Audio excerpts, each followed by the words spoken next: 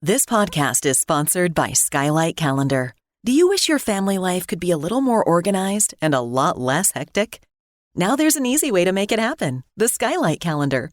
The Skylight Calendar is an innovative, smart, all-in-one touchscreen calendar that automatically syncs up existing calendars your family uses. Everyone's upcoming events are automatically organized and displayed for the family to see in big, easy-to-read, color-coded time blocks. And with Skylight Calendar, you can assign household chores to your kids, keep grocery lists, plan dinners, and much more. And Skylight's mobile app keeps your family up to date on the go, anywhere, anytime. Managing a busy household just got a little bit easier with the Skylight Calendar. Now get $15 off your Skylight Calendar when you go to skylightcal.com/family. Go to skylightcal.com/family for $15 off. That's skylighthtcal.com/family.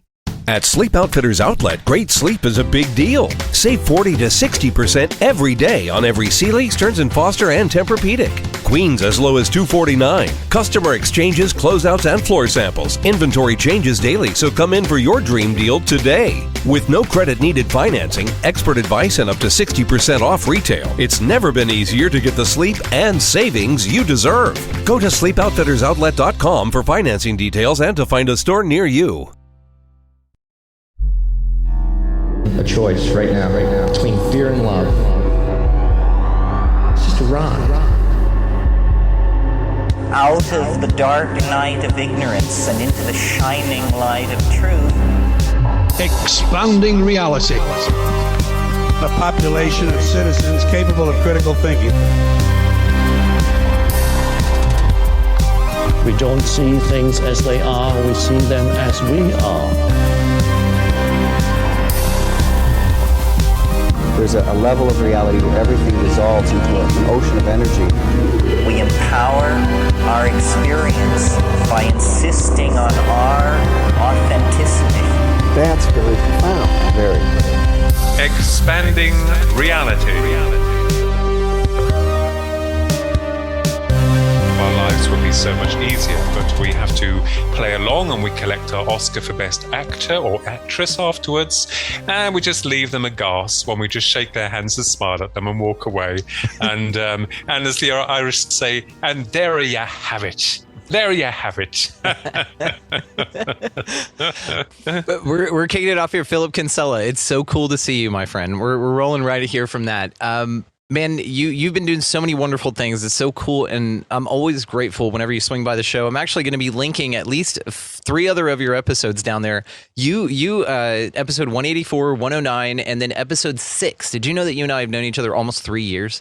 Wow, that is incredible. I thought it was for a lot longer than that, but I guess that's kind of like on a soul level. But wow, that's quite some time, isn't it? It feels like it. It feels like we've known each other longer. Yes. And so, and that's the wonderful thing about returning guests, especially a brother like you. You have a wonderful new book out, Sky Crash Throughout Time, The Reptilian Man and Strange Mysteries the strange mysteries surrounding Rendlesham. So we're going to touch on some new things that you found out about the Rendlesham Enigma, which is fascinating. Also, I want to, ahead of time here, shout out Patricio with Forgotten Youth for sending me some amazing new shirts, and also Raven for this beautiful bracelet. At a dark time I'm coming out of here that I have not really shared with anybody, but Raven reached out with some sweet things, and thank you. So I wanted to shout out those two beautiful humans for being who they are, and both of them will be linked down below. So Phillip, you have a new book out like we talked about, but also you've been doing so many other amazing things. So I want to catch up with that before we launch into the awesomeness of your new work here and the new Rendlesham finds that you have. But first and foremost, all the ways, of course, guys, you know how this works, are going to be located down below in the show notes on how to find Phillip, phillipkinsella.com, as well as thekinsellatwins.com, which actually brings me to my first question, my friend, if you're ready for it. Okay, shoot. Like, why didn't you eat and devour your twin in the womb like most of us to gain their power, and then you can come out stronger, right? Like, I thought we all did that. But you decided to hang on to yours, and you and Ronnie are now traipsing around here doing amazing things. So please kick us off with that, sir. Well, I mean, I would never have known where to start in devouring to begin with. But one of the main areas with regards to our development as twins is we were very close. We always have been. And we've had the same interests in everything, in literature, in art, in movies, even in, our taste in clothes is obviously different now because we're older. Ronnie tends to dress a bit more frumpier than I do. He's very old fashioned. I'm kind of cool, it's like, well, that's why I see it. So we both seem to be connected, not just because we're identical twins, but because we have this fascination with all things bizarre. And I think that the phenomena found us. We didn't go looking for it. It found us. And I think it's very interesting because in some ways it works the opposite. Whereas when you start looking into it, and as Paul Sinclair in England says, the phenomena becomes aware of you, or if, the other way around. So it's quite interesting. Yeah. It's fascinating, man. And it is interesting. You guys have shared your stories, your contactee experiences on the show before. Yeah. Again, guys, all that's going to be linked below, so check them out. So your new book, first, before we launch into that, actually, I want to know what you've been doing outside of the books that you've been creating, which is a ton of stuff. You've been doing articles for Haunted Road, right? Haunted Road Media? Haunted Magazine here in the UK, yeah. What's going on with that? Well, I just had an article published recently called The Gods of Eden in there. I think they sell it in the States as well. I think it's online and you can buy it from a shop called W.H. Smith's. There's a big retailers here. The Gods of Eden, which talks about the Greys and the antediluvian cultures going back into the Sumerian period, which links in with the creation mythos, which is very interesting. I've been looking into that. I had that published.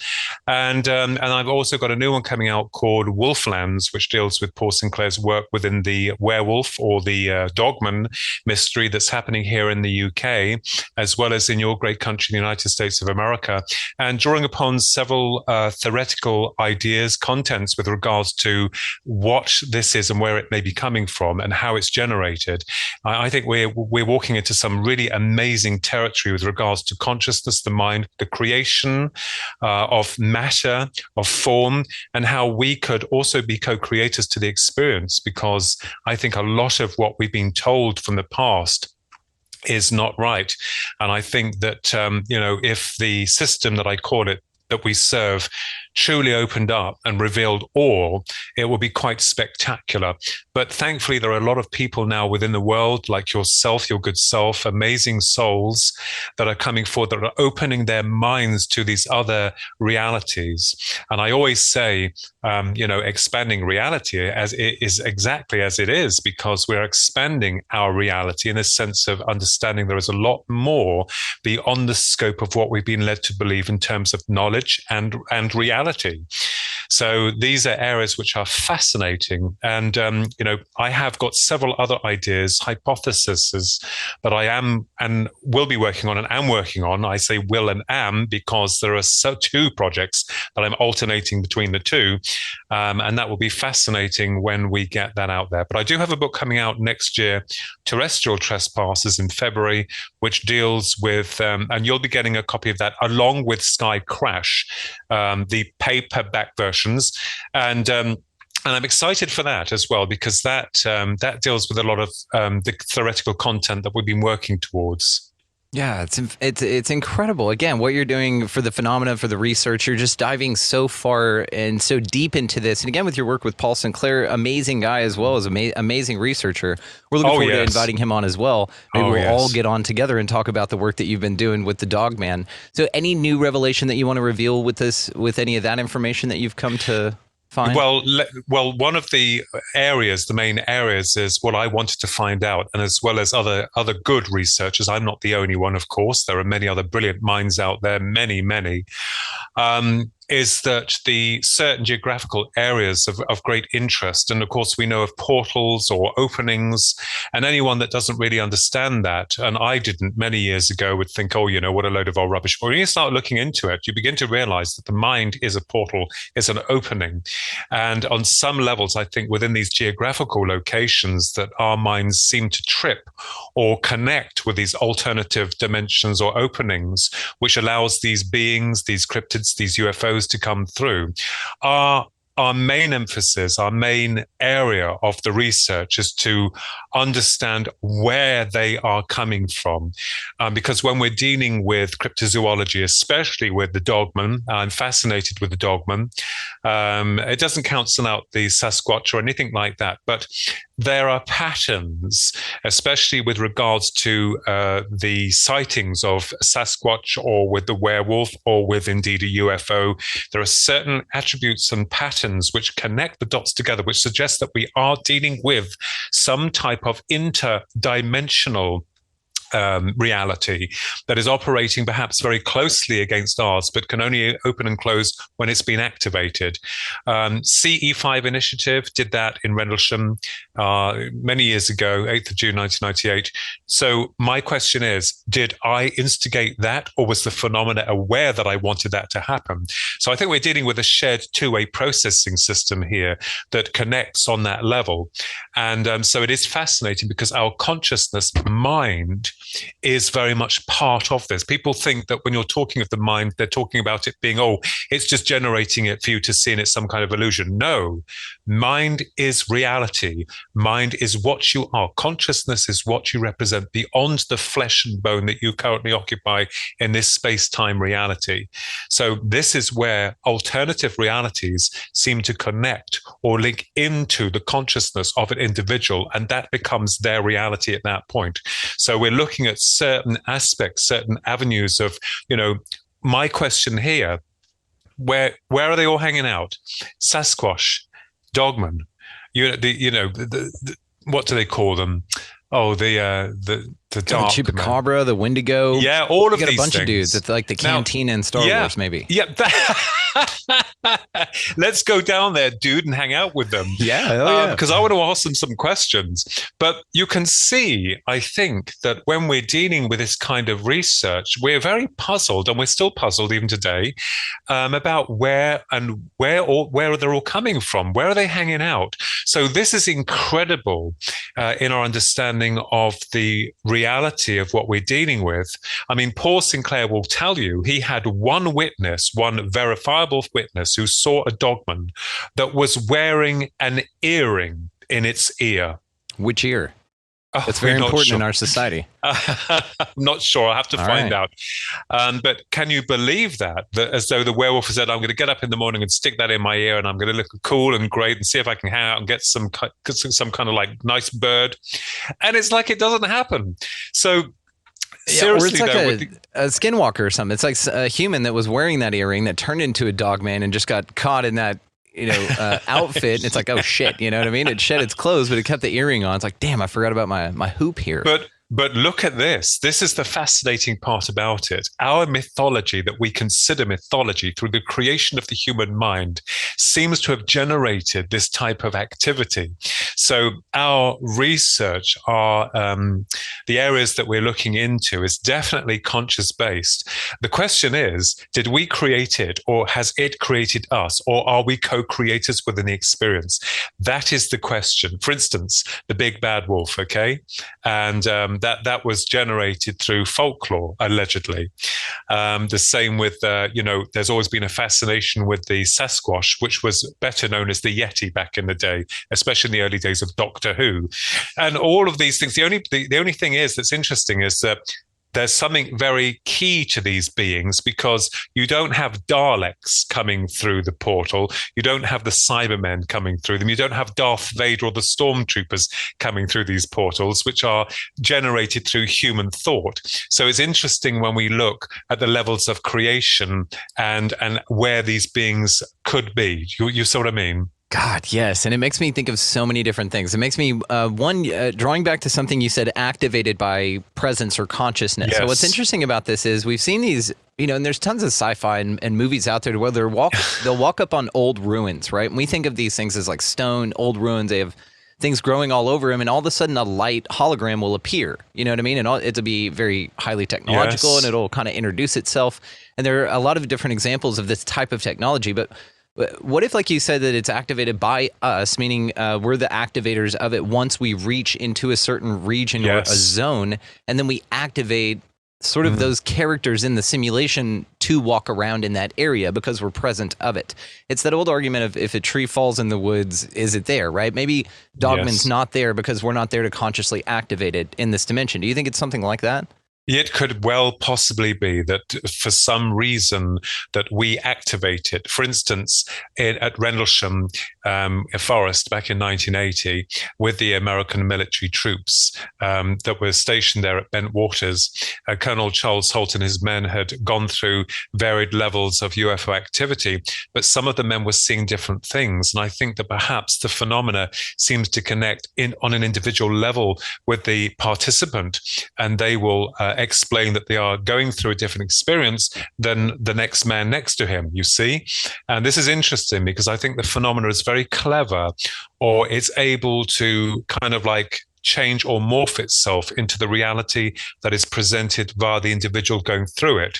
So I think that, it's very interesting looking at within those levels, and people will dismiss that because they want to see the UFO as the UFO coming from another planet with aliens, or they want to see a werewolf as either a generated or manufactured bio creature that's been created by the military, or some people saying, oh no, they're hanging out in a cave somewhere, or they're coming out of here.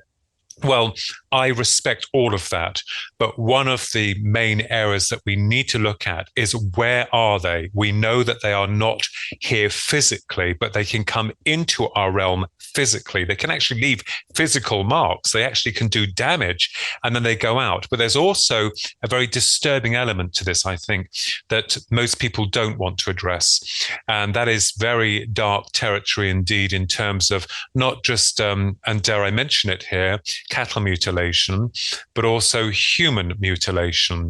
And I think that, I know that I spoke to another guy on a radio broadcast once, and he said to me, he knows a family who are connected to the FBI. They work for they're linked with the FBI. And they said to this guy on the side that if you knew what was really going on in the world, you wouldn't want to leave your front door. That's what he said.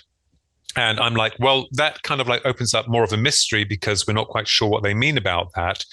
And the person that was told this knows it's not to do with us human beings. It's something far more than that. So, I think a lot of researchers are at loggerheads with one another, battling out their theories and their ideas, which are absolutely awesome and amazing. But at the end of the day, I think it's the way that we perceive it on an individual level. I think it's the way that we observe that reality. And this is why there could be no happy grounds with one to the other, because we're all trying to squeeze it in the same box and it won't go in there. So I think it's an individual process where this phenomena comes in for whatever reason. And some people will tell you what reasons, and I don't know the reasons behind it, can only conjectures to that point. But it is very fascinating, I think, that there is a part to the phenomena which is truly amazing and incredible. I mean, for instance, I'll just joke here. I would like nothing more than to be in the presence of the dogman, to see this beautiful specimen as it's rising up.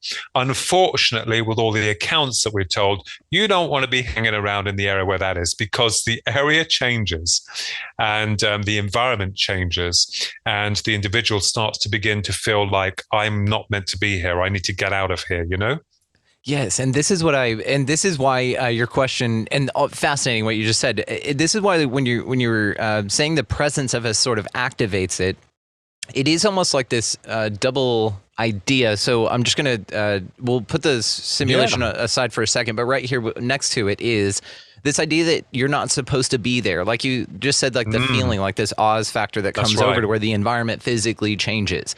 And you get this no sound anywhere.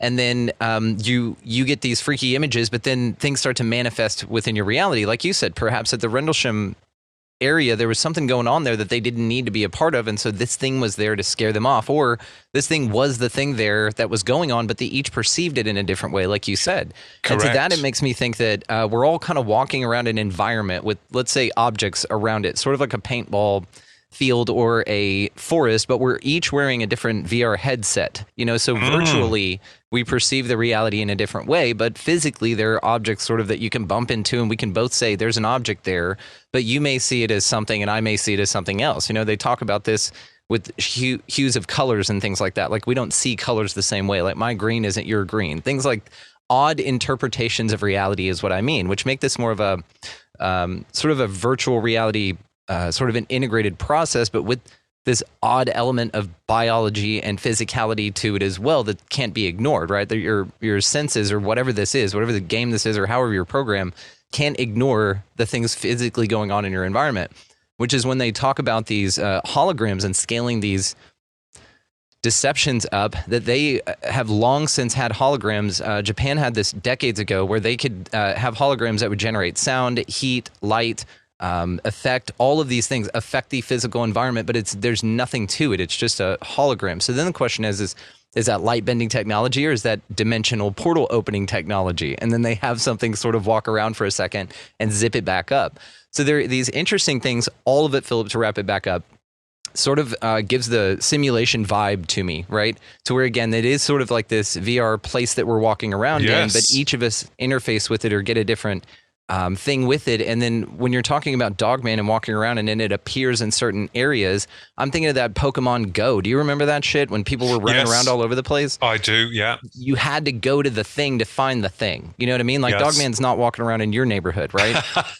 He's out there in the woods where the Pokemon, where somebody else left the geocache for him, right? And maybe that's what Rendleshimar and all those kind of things, because I want to ask you about the message left in binary code.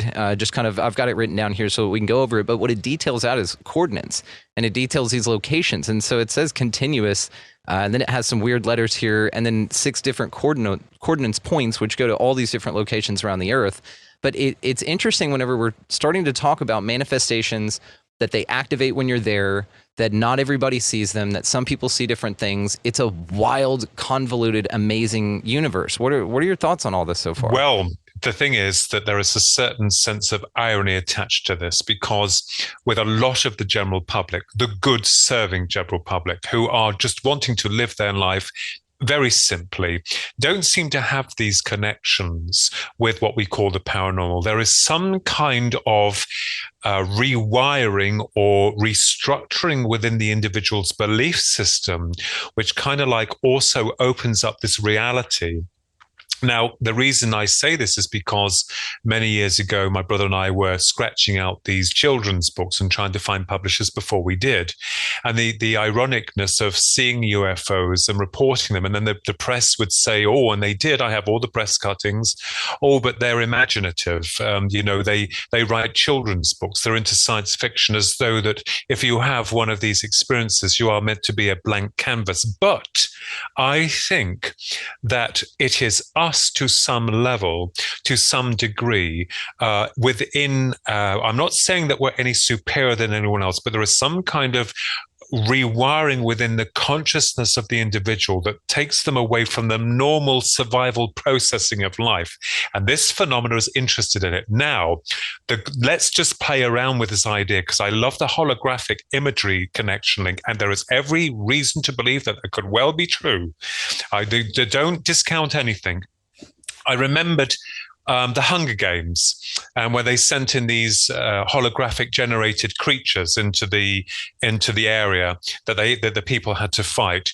I also remembered Clash of the Titans with the gods of Olympus that would have the people, and they could see them in the arena, and then they can change and move the person from here to there, or change the environment around them.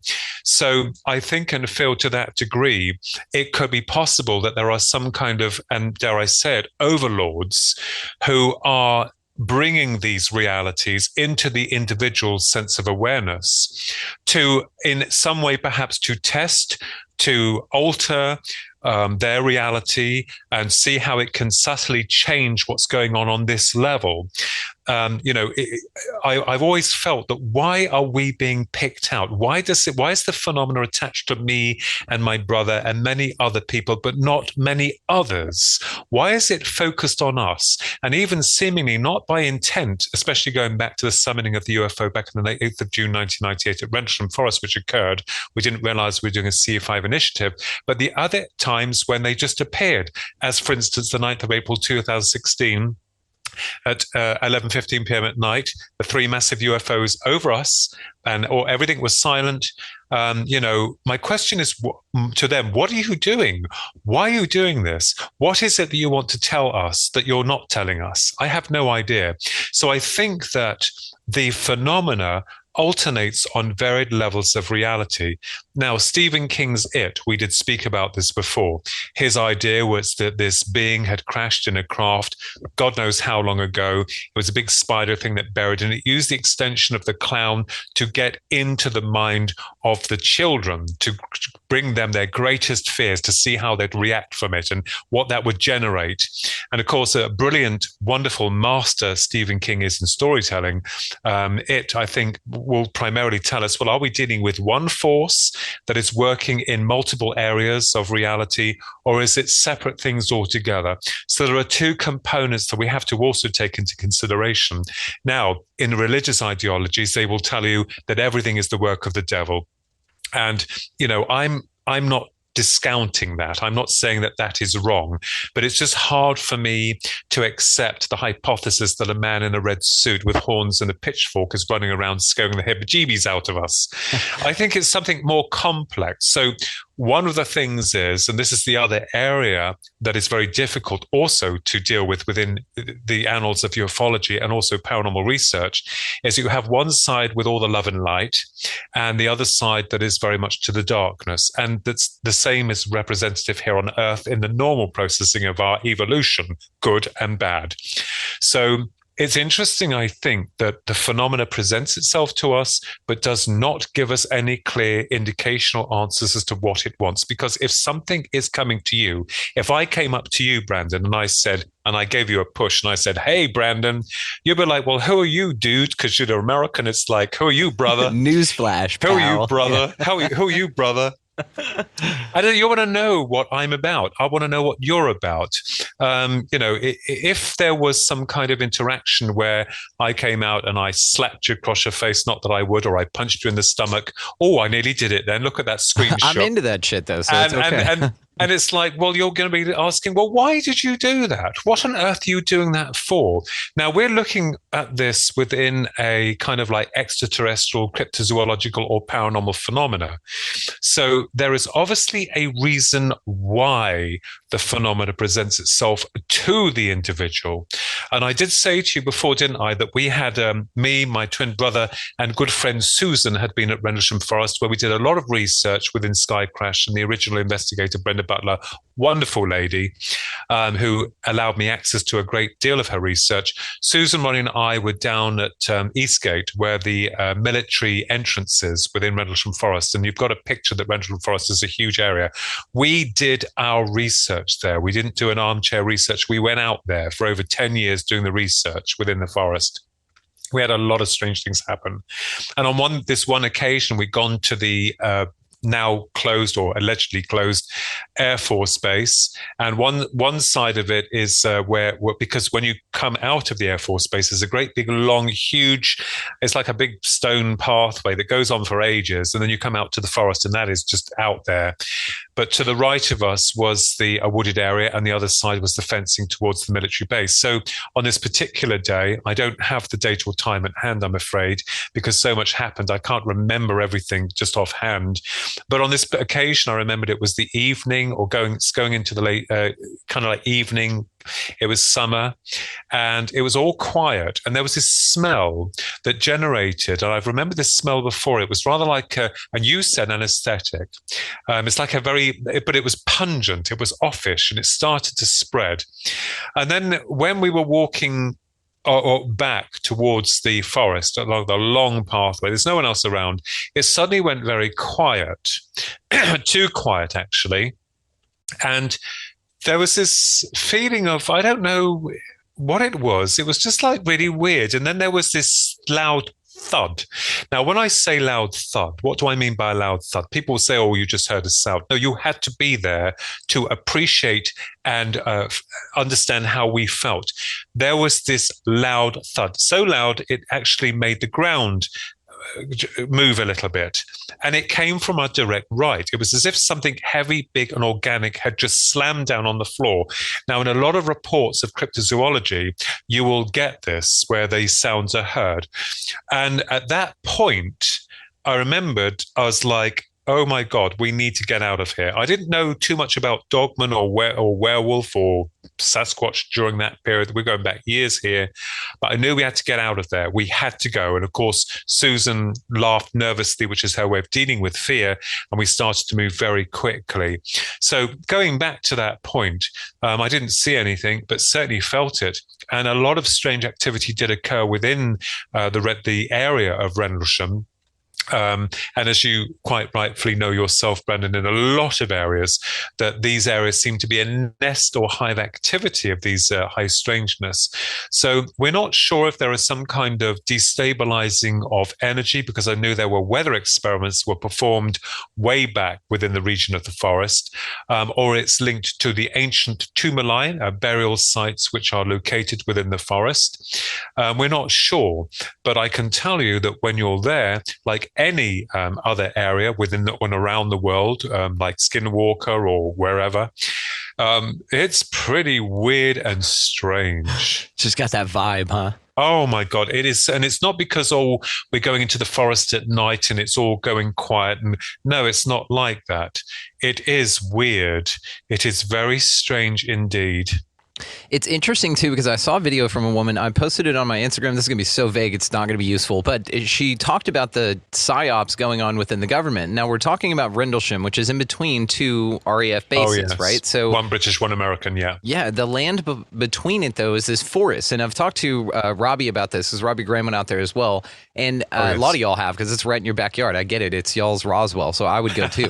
I can't wait to go out there with you, by the way. And that forest, allegedly, though, is a growth forest for production of raw materials out there. So they keep growing and cutting the forest down, right? That's right. And so I'd be interested to see if any of the workers out there encountered something, or if equipment was malfunctioning or anything like that. If anybody's investigated the work that's been done in the years in between that forest, just from the service workers, from the government people that work there. I don't know that they would talk about it.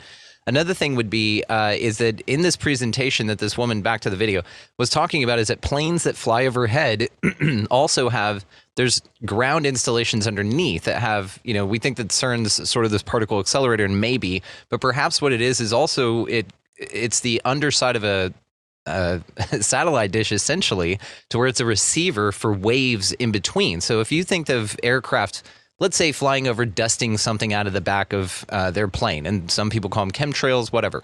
Let's say that something like that's going on, and then you have a radiation beaming and bouncing down constantly with ground installations on underneath that, because allegedly there's tunnels underneath there as well, right? All throughout that forest area. I've seen those, yeah. So we're talking in between two military bases, a forested area that's constantly regenerated. So, I mean, there's activity there churning up the ground, so therefore any new activity could be explained away.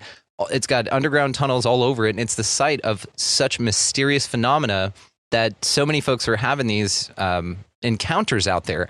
When we look at something like what sound, frequency, vibration, radiation, and things like that are able to do to your ability to perceive your reality, this is not like science fiction. This isn't conspiracy theory. The governments have been doing this. This is old technology of their ability to apprehend your consciousness and make you think, feel, see anything. So that could be part of this, but it also could be a damn simulation. But also, there could be hairy creatures running around out there and UFOs and little green men and shit running around. I think it's all fun, Yeah. This holiday season, you might be looking for nutritious, convenient meals to keep you energized on jam-packed days. Factor, America's #1 ready-to-eat meal delivery service, can help you fuel up for brekkie, lunch, or dinner with chef-prepared, dietitian-approved, ready-to-eat meals delivered straight to your door. They just drop them at your door, people. You'll save time and eat well. You'll stay on track with your healthy lifestyle while taking all of your holiday to-dos in stride with good meals in the tum-tum. If you're too busy with all this stuff, these meals are easy. Easy to get done. They taste great. All you've got to do is head over to factormeals.com/expandingreality50 and use code expandingreality50 to get 50% off. That's code expandingreality50 at factormeals.com/ Expanding Reality 50 to get 50% off. Well, I think that certainly, and we felt on varied occasions, the ground rumbling as though there was an earthquake, something from beneath. And there are underground tunnels. We were privileged to see that on one occasion because they got these huge, massive concrete slabs covering. One of them was broken. We looked down. It's like a ladder going down to a subterranean level. Do you think I would go down there? No way. No way. If you got stuck down there, then there's no hope for you.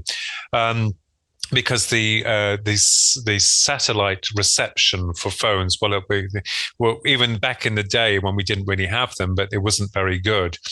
So I do agree with you. It could be possible that there is some kind of military operation which is utilizing the area to stimulate perhaps some kind of opening or some kind of portal. Who knows?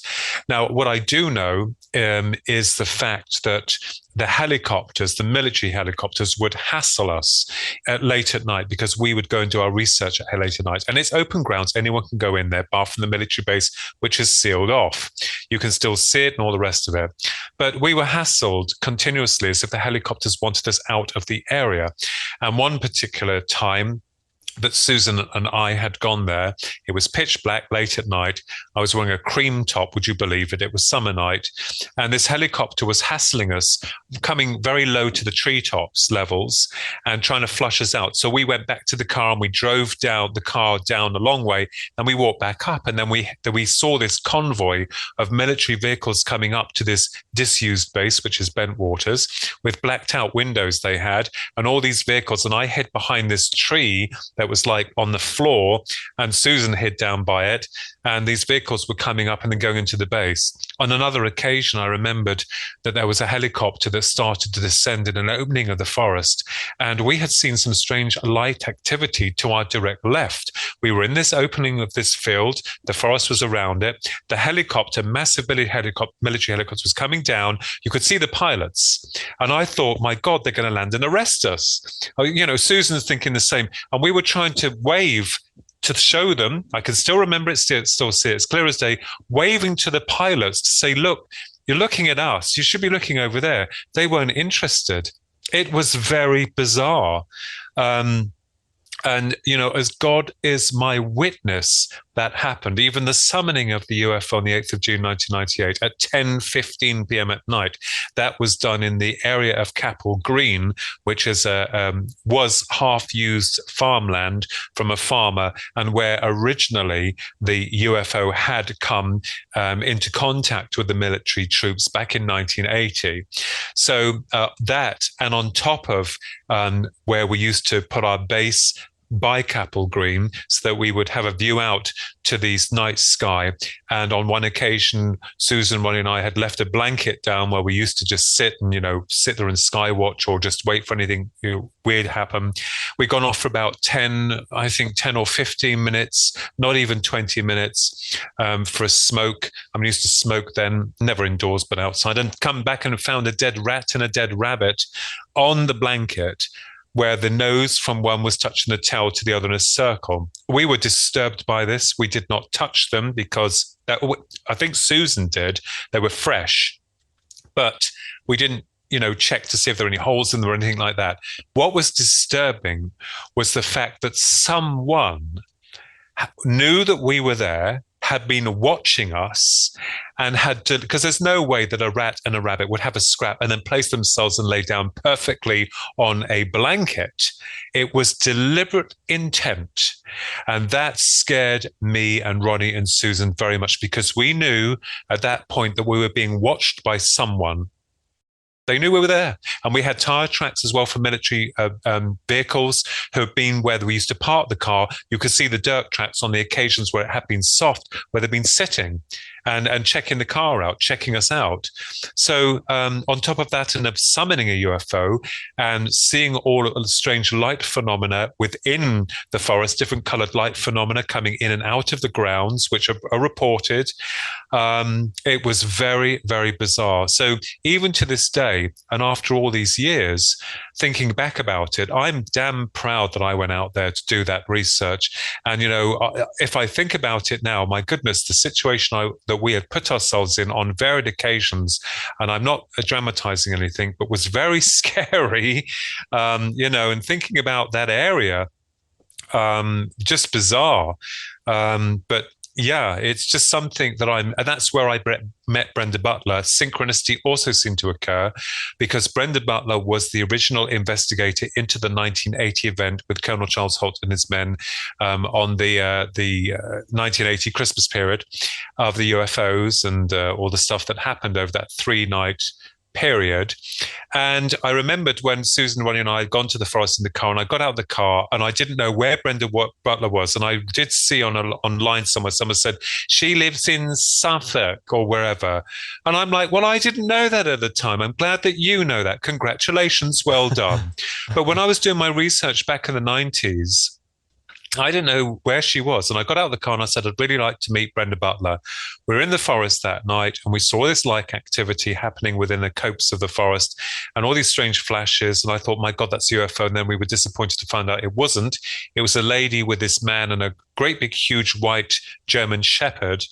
And when I walked past her, she was very defensive. And I said, good, because she doesn't know who she's dealing with. I said, good evening or something, even though it was night. And she said, oh, good evening.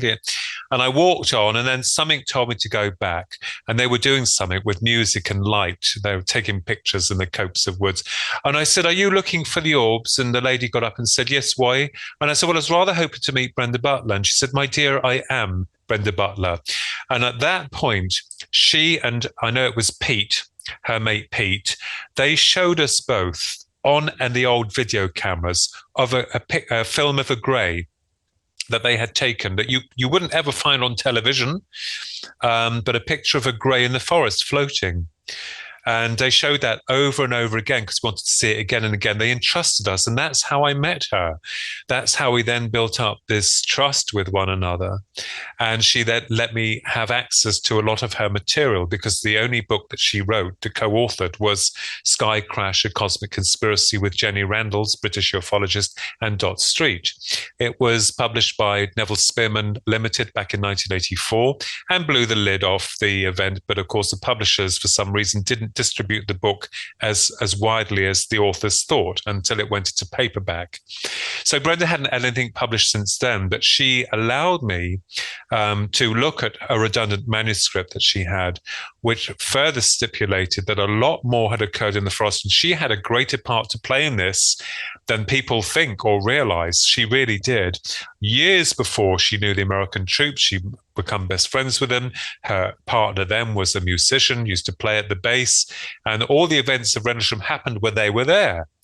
So there was a lot of activity before the major event of 1980 and well after, but people don't see that. And like Roswell or many other areas or famous cases, you'll get people who will say, this is my territory and not yours. You keep off it. It all belongs to me. It doesn't work that way. We're all in, Yeah, we need space to kind of have new ideas introduced so that we can, really look at it from a new perspective. Because if it is just your government laying, a bunch of pipe underneath you and then flying over your head and beaming your, I'd want to know about that, right? It seems like a direct manipulation of us if that's part of the argument or part of the conversation, rather, because it doesn't need to be an argument, right? And I will say to you also that's very interesting from what you're saying there is that think about this, and something I did not think about at the time. The military or whatever faction knew that we were there. They knew that me and Ronnie and Susan, this is like Scooby-Doo, man. They knew that me, Ronnie and Susan, and you take off the thing, you said, it's so-and-so. But they knew, it's all archons. It's just fucking with everybody's mind. But as much as I rejected to begin with the hypothesis of military intervention, you've got to seriously consider this, because they knew who we were. They knew that we were making exploits to that forest. They knew what we were doing. And for some reason, they didn't want us there. They were, could it have been military that put the dead rat and the dead rabbit in a circle on our blanket? It was definitely the military using the helicopters at low level to try and flush us out of the forest. It was the military that descended one of their magnificent looking, massive helicopters with the pilots looking at us when we were trying to gain their attention to the left with light activity that was happening there. So are we unwitting victims to some kind of military experimentation? There is every possibility to assume that. We cannot discount anything. People will say to you, no, this is what happened to you. And you say to them, no, hang on just a minute. I know what happened to me, but going back, we don't know the reasons why it happened or who was responsible for that.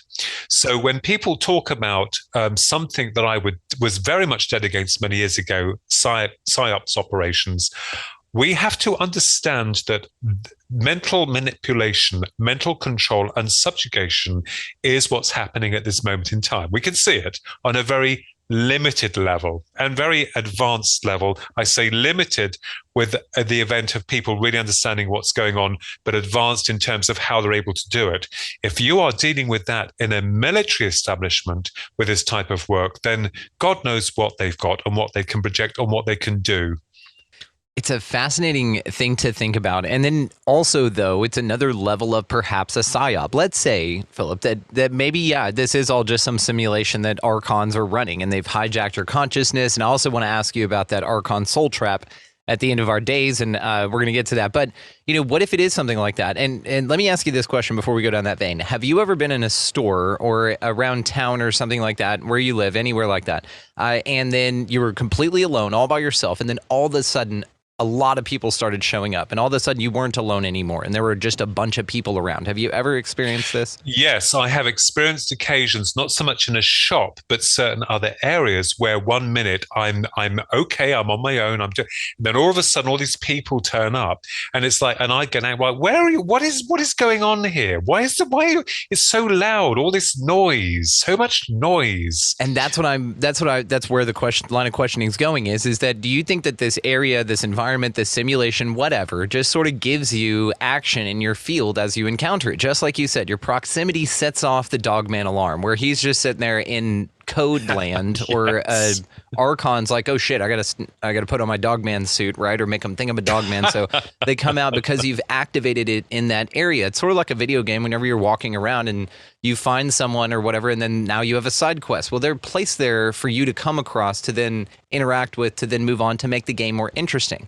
Yes. And so with this, then the question is do you think that it's possible that by you going into Rendlesham, by you activating your excitement for the nervous energy that's just in the place anyway, correct, that you activated a military presence driving by, and the simulation rendered one for you? Also, it rendered helicopters and a fear-based experience to accommodate what you kind of wanted, you know what I mean? In a way. Yes. With that kind of technology, they would have advanced themselves beyond any level, with any means that we can even begin to dream about, because it was real. And of course, it would have to be real in order to convince you of that fact. I wonder sometimes the intent behind it. Now, what's interesting is that when we had summoned this UFO on the 8th of June, 1998 at Rendlesham Forest in Capel Green, in the field there, well, it wasn't exactly in the field. The light came forward before and disappeared, and then the manifestation of the pyramidical shaped UFO with the circular undercarriage above the trees, beautiful and amazing within its symmetry, no sound. Now, the week before, we'd done an experiment, a psychic experiment, to ask that we want proof of them, we want to see them. So the phenomena seemed to be aware of our thoughts when we had gone on the 8th of June into the forest to carry out this experiment, and it worked.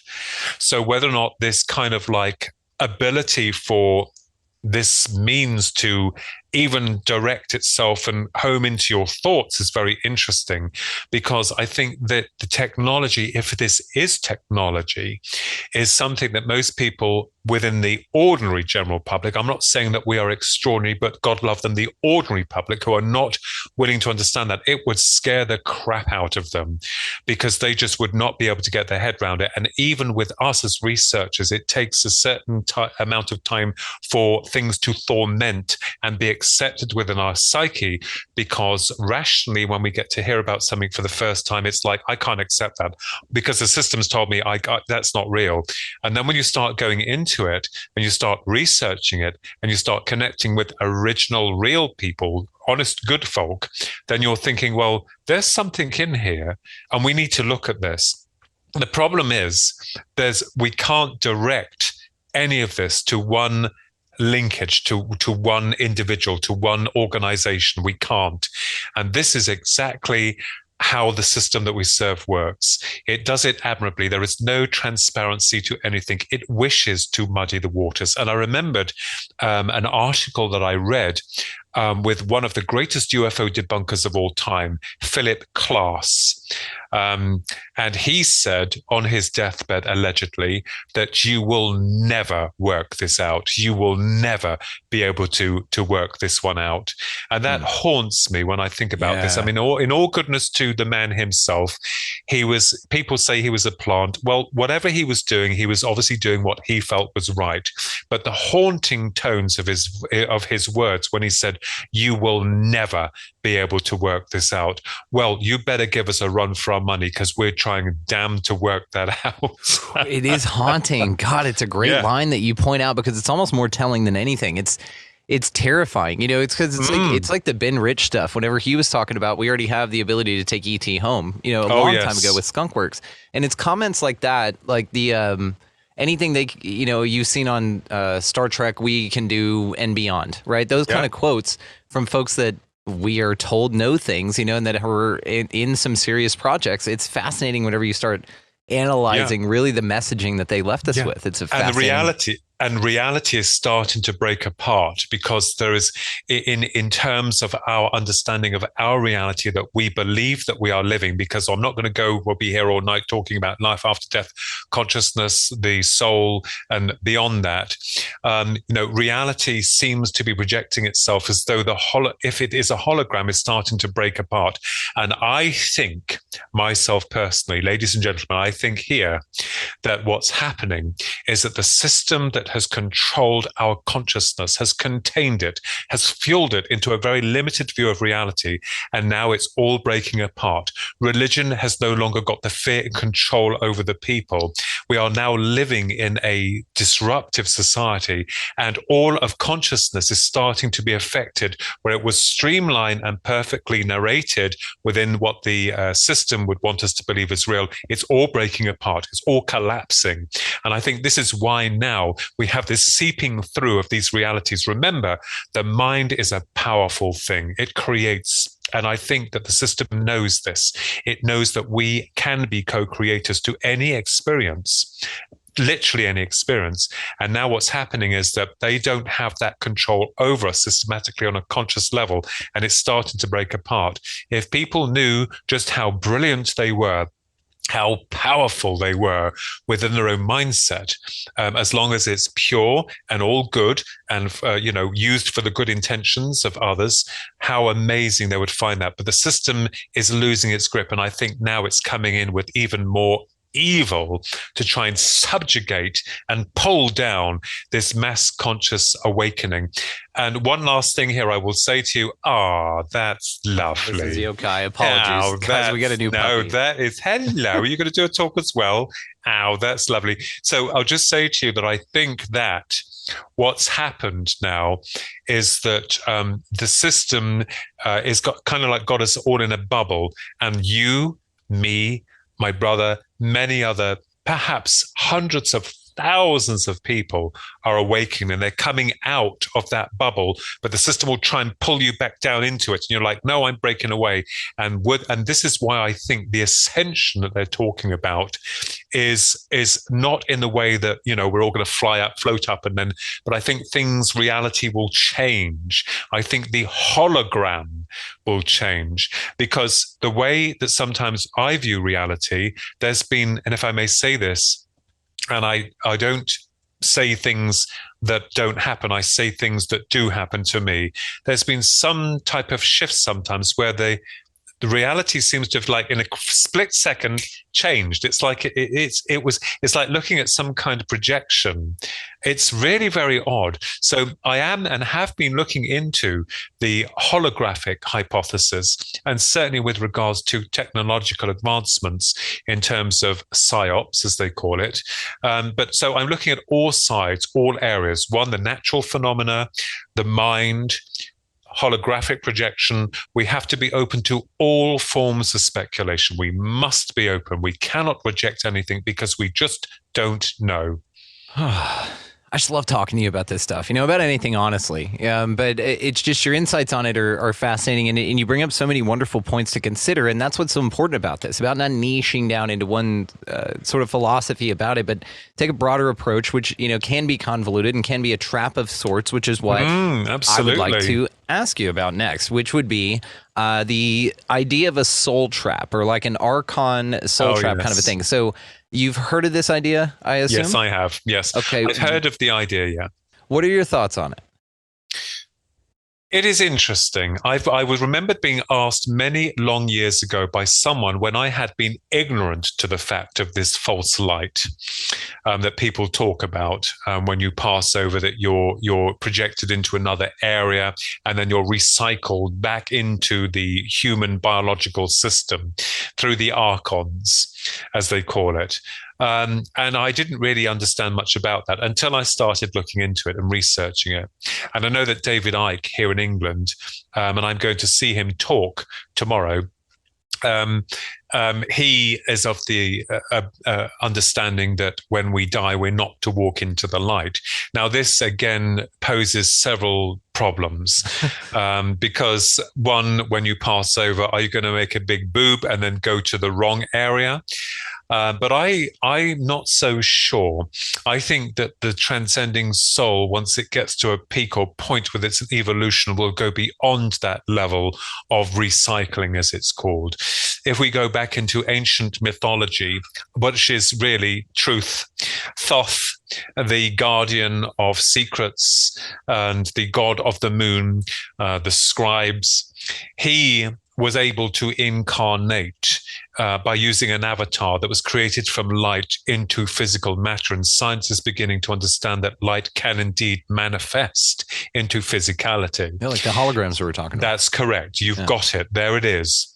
And so he was elevated like many other masters within our evolution, Jesus and many other adepts within their time, their period. So I think that when you reach a level of awakening or understanding, then I think that perhaps you go beyond that level of entrapment. I have wondered, however, that is just a theory. It doesn't mean to say I'm right. I have wondered, however, why it is that we continuously come into this earth plane. My understanding is that perhaps to generate memories, to create films, experiences that we really live through the expanding process of creation. Perhaps that is one way of the creator that we're all part of that's dealing with this reality. But it's a little bit harsh. And something's gone wrong somewhere along the lines, because when I get onto the other side, I'm going to get a refund. And if any angel's going to wave, and if any angel waves a wand at me, I'm going to stick that wand where the sun don't shine and tell it to get its sorry ass down there, and you try it out for change. Yeah. But, go ahead, please. Yeah, but it's like, so I understand about the incarnation process, or we'll throw a spanner into the reincarnation chamber. How it's done is very fascinating, through consciousness being drifted through time and space, which is how it's done from one system to another reality. But it's interesting to see what avatar we have on the other side. People say, oh, I've got it all worked out. I know about it. No, you don't. We can only theorize. We can only conjecture to that point. But I'm not so sure. And now it's left us all wondering, well, when I cross over, Brandon, do I say, hang on just a moment, am I talking to the real thing? Or, oh, you're talking to the real thing. Of course, you know you want to go back down there. Have a glass of something strong and think about it. We'll loosen consciousness. We'll send you back down. But very quickly here, these people in charge, the nameless, faceless bureaucrats, they're called the Illuminati. And when you go into the darker elements of, well, shall we just put it this way, in terms of dark magic, or enlightening into these areas of that we're not really meant to talk about, which are quite dark. They can summon these demons and all sorts of things that's creation through their mind. How is it that they still maintain this link of control through one family to the next? I mean, are they still incarnating into the same family through different bodies? How are they able to never change their mind and wake up one day through one body and say, hang on, I've had enough of this. I want to change everything for the good of mankind? They don't. So I think that in terms of, the soul and our ability in incarnating or reincarnating, or whether or not it's forced or whether or not it's a choice, we don't know. But it is interesting that, all of us are now beginning to question this, because it means that we're tired, that we've come to a point within our evolution where we want only the good and the love and the creation, and to expand upon that and not go through this recycling, this continuous recycling. And of course, dare I say it, there are people out there who will tell you how it is, what it's all about. But I am like you. We don't know, but we have the ideas, we have the understanding, and let's try and put the dots together on several theoretical levels, because we're not quite sure. It's added, I love brilliant what you said. It's added an element of you can't even die in peace kind of a thing. Even after death, there's sort of a psyop occurring. So it's even that, right? You end however you end. Maybe it's traumatic, maybe it's peaceful. Maybe you just don't even know you died, like that idea that 2012 we all died in something, right? And then we just are too dumb to know it, and so we just all continue to create life, right? It's weird. But then you think about, like, if that's the case, well, this idea of it being a trap sucks, but then also this idea of introducing that it could be a trap sucks, right? You think that once the game's over, but really now I'm thinking that shit, I got to be on my toes for some fucking Archon so I can throat chop Ninja, or Ninja throat chop Grandma, because it's not her, it's an Archon, right? And tell him fuck off with your life review. I don't care about your karma. I'm out. Like, so is that the way, or am I going to be like, it's a man baby to my real grandma, and fighting off going into the light. And they're like, no, we're trying to save you from this psyop called the Archon Soul Trap, right? So now even in death, I don't feel like I'm going to be peaceful about it, because it's tormenting in this life. It's fucked up, man. I think you've got nothing to worry about. In terms of like those on the other side, it's not the devil tricking us into absolutely everything. Those who have crossed over to the other side come forward to a sensitive to acknowledge and give proof of their afterlife. And whether or not, who's it? Whitley Strieber's wife, Anne. When she passed, they talk about this, that she comes back to him and talks about how she didn't go to the light and how she recommends don't do that. Have you heard about this? No, I haven't. I've heard about Whitley Strieber, most definitely, very famous and respected author, and his wife Anne. We were connected with their link many years ago. I can't remember what it was called now. I have a letter, some notes from him upstairs. But I didn't know that. But yes, we hear this, and this is causing a lot of confusion. Yeah. And I'm going to go over there as well too, Brandon, very confused. And I'm going to have to say, can you just give me, how long am I allowed over here to think about this before whatever. So I don't know. I mean, at the end of the day, we're not going to know, are we? We can only have the recommendation of those that are telling us. But there must be something in it, because they wouldn't just come out with it. And we've got to remember also the Greys can bring dead people into the presence and around them as well. That's another area we need to look into. Yeah. Which happens quite a lot. Yeah, absolutely. You can't trust any of this shit. No. So I think at the end of the day, what you need to do is, even if you don't drink, is to get a pint glass, fill it with down the lot, and then just say, "What's up?" and just let it go. Just let it all go. Maybe that is float around and see what happens. Yeah, just maybe some strong DMT, a huge DMT rip, and I'll just float off and whatever. Here's Brendan. Mother Teresa would have gone over there in a rocket. They would have had a net to catch her, because she was more than holier than thou. Yeah, right. That is amazing. It's just a fascinating concept, especially when we talk about this sort of activating areas and a military presence popping up in an area in between two military bases, also being introduced to this idea that perhaps a military psyops frequencies kind of shit can be occurring, which is all disclosed things that occur, and there are patents for that the U.S. owns and all that good shit. So it's just interesting when we wrap all of this up, and then we have now talked about afterlife. Like, what the shit does that look like? It's a wild ride either way, and I'm grateful, if nothing else, for folks in this realm like you, because this is a blast talking to you about it, and I don't feel as batshit crazy, I'll be honest with you, because my VR headset, I'm smacking it, trying to get it to right itself, but it keeps getting weirder. I don't know about yours. Well, mine's malfunctioned. It malfunctioned when I was around about 9 years of age, and that was it. But I think it's good to talk, to discuss, to have a sense of humor with it. God help us, because some people don't think you should be humorous. But in light of this subject matter and all of them, you do need a wicked sense of humor, because it keeps you grounded as well. And but I think it's wonderful. I think it's great.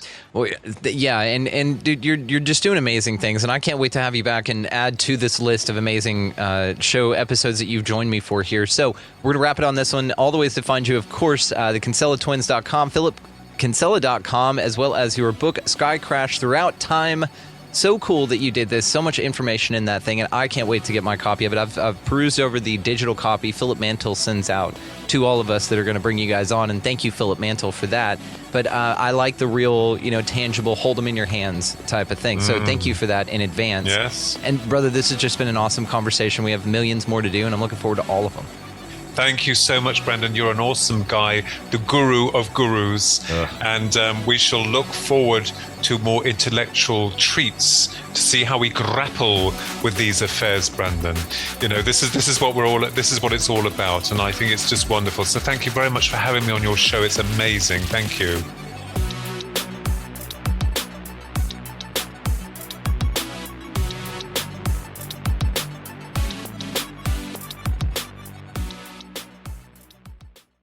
At Sleep Outfitters Outlet, great sleep is a big deal. Save 40 to 60% every day on every Sealy, Stearns & Foster, and Tempur-Pedic. Queens as low as $249. Customer exchanges, closeouts, and floor samples. Inventory changes daily, so come in for your dream deal today. With no credit needed financing, expert advice, and up to 60% off retail, it's never been easier to get the sleep and savings you deserve. Go to SleepOutfittersOutlet.com for financing details and to find a store near you.